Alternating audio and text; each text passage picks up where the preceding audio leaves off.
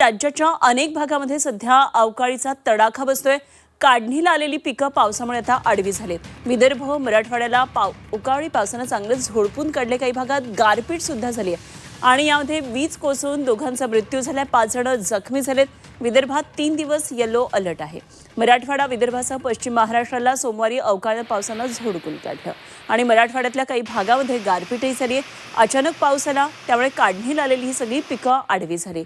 वीज कोसळण्याच्या सुद्धा दुर्घटना घडल्या, दोघांचा यामध्ये मृत्यू झाला, 5 जण जखमी झालेले आहेत। लातूर नांदेडमध्ये 2 शेतकऱ्यांचा मृत्यू झाला, यवतमाळमध्ये 5 जण जखमी झालेत।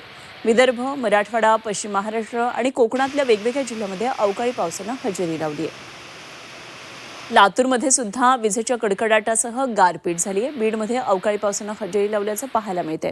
राज्यातल्या 9 ते 10 जिल्ह्यांमध्ये अवकाळी पावसाचा हा तडाखा बसलाय। नगदी आणि रब्बी पिकांना याचा फटका बसल्याचं सांगण्यात येत आहे।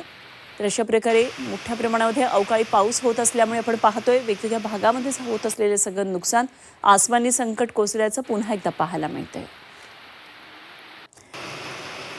तर काय नेमकी परिस्थिती आहे मराठवाडा आणि विदर्भामध्ये अवकाळी पावसामुळे, जाणून घेऊया। आमचे प्रतिनिधी विशाल करोळे आपल्याबरोबर थेट छत्रपती संभाजीनगरमधून जोडले गेलेत। विशाल, अवकाळीचा मोठा तडाखा बसलेला पाहायला मिळतोय, पुन्हा एकदा एक आर्थिक संकट शेतकऱ्यावर पाहायला मिळते, काय नेमके यावर सविस्तर तपशील आहेत? आसमानी संकट आणि मराठवाडा हे समीकरण सुटत नाहीये असं काहीसं चित्र आपल्याला पाहायला मिळत आहे। पावसाळ्यामध्ये मराठवाड्यात जोरदार अतिवृष्टी झाली, खास करून बीड, लातूर, धाराशिव या भागात जोरदार अतिवृष्टी झाली आणि मोठ्या प्रमाणात पिकांचं नुकसान झालं, जमिनी खरडून गेल्या, जमिनी वाहून गेल्या।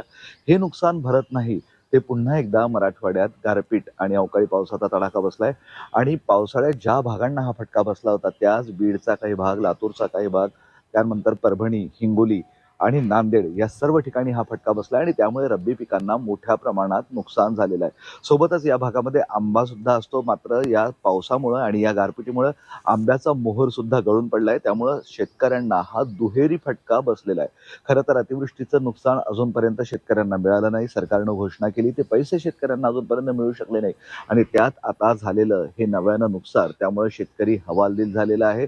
सातत्यानं आसमानी संकट सुरू आहे आणि या सर्व परिस्थितीत आज पुन्हा पावसाचा इशारा देण्यात आलेला आहे।